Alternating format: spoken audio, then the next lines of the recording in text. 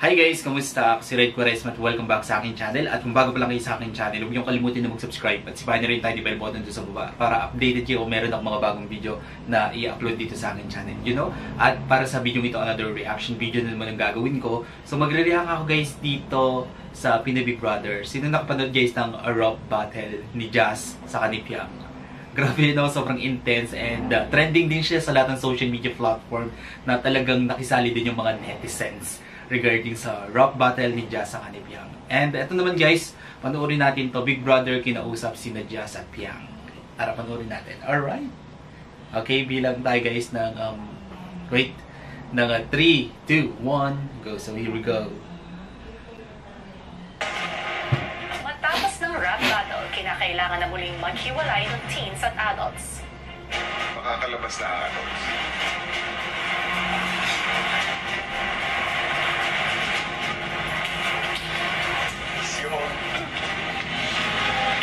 Nice one guys, nice one. Sige, naalala ko. Ikaw pa kasi. Kasi naalala ko. Tawid. Ayun.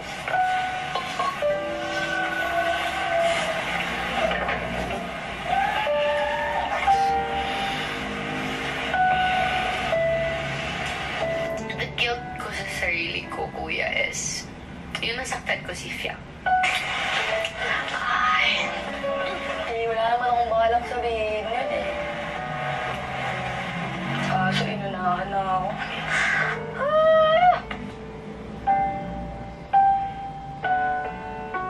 Inunahan kasi si Piang Kuya, yan, no? sanay naman ako na nakakatanggap po ako ng mga ganong salita. Pero hindi yung damay lahat. Kritik at may patik talaga si Pio. Grabe yun sa inyo. Kilala ko naman yung sarili ko na sobrang labag sa loob ko na sabihin yun. Yung mga sinabi ko kay Fiang.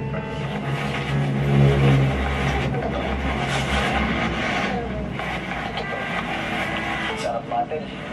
Yung sa round ni Jazz, alam mo ni Jazz. Yung ribat kasi ni, wala na rin sa sulat yun. Bakit sa akin lang yung personalan po? Oo nga, no? Inunahan kasi ako eh. Sige, hindi naman totoo. Inuwit. Ano tuloy lumabas sa bibig ko.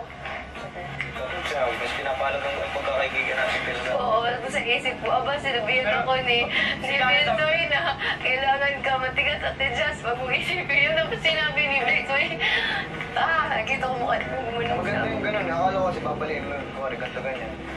yun, hindi ko damay. All their banners were actually quite personal. Lahat ka mo. Oo, kasi gutom lang sila manalo. Ang damdam ba? Saan ang kasalanan ko, guys? Wala kang kasalanan dun, baliw. Balagbag siya, ha? But you know what? Ate Jess are really emotional outside. Yeah, I don't... I feel like, kanina, she was so quiet. Galing nga kay Jazz. Galing mo, Jazz. Ang galing ka. Galing. Hindi yun si Jazz. Galing. Ang ganda nga eh. Let go with the taskers. No.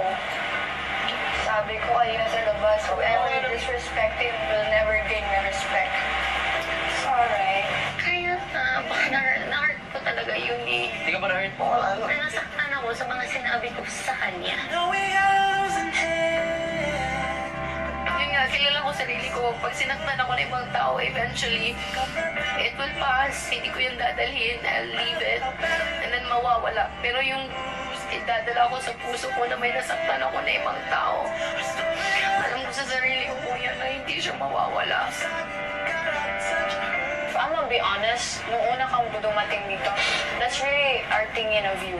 Like, parang, Very this strong girl personality. probably will say whatever she wants to say, whatever you think of. Strong personality yung nagdating. Oh. Yeah, pero like, I won't go, dude. I won't go that far. Yeah, exactly. I would actually hurt her feelings. Kasi kuya, last week lang din ako nakibond sa lahat. Sa kanya po ako din naging close. Kay Jess po.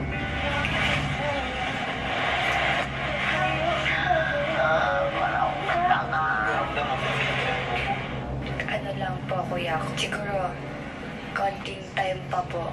Ganun naman po talaga, kuya, pag kaibigan.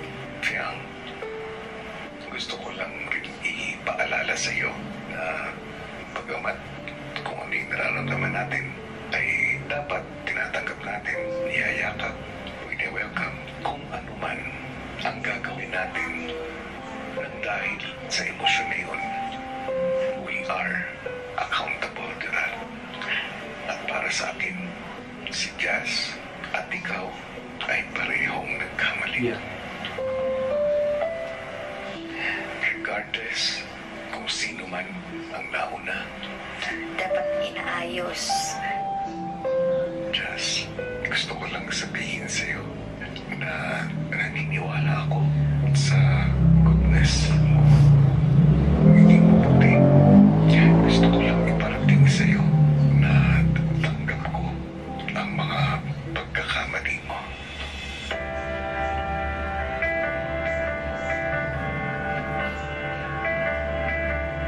Wala namang perfecto. Pero alam mo na yung mga salitang nabitawan mo ay siyang nakasakit. Alam ko rin na ikaw rin ay nasaktan. Hinihiling ko at umaasa ako na anuman ang mangyari, sana magkaayos kayo. At gusto ko rin tandaan mo na ang power of words ay malakas. Yes. It can make someone happy and it can also hurt someone so deeply. Huwag mo nang sisihin ang sarili mo, Jazz. You have to learn to forgive yourself. Be the ate that you yourself need.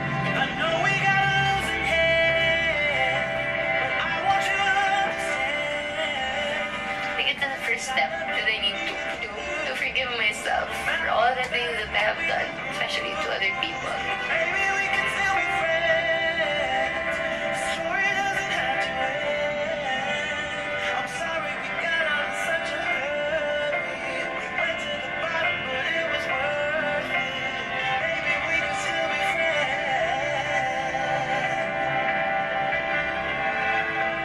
Thank you, Kuya.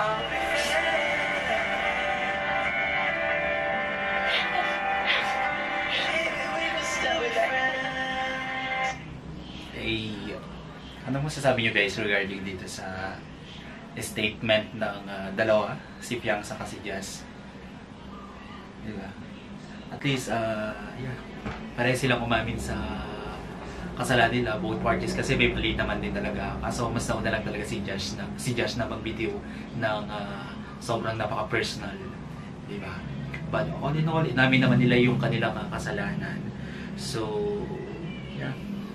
So, maganda yung ganitong klaseng content sa Pinoy Big Brother kasi tayo mga tagapanood, mga viewers ay talagang nakikipag-simpatsya din, di ba?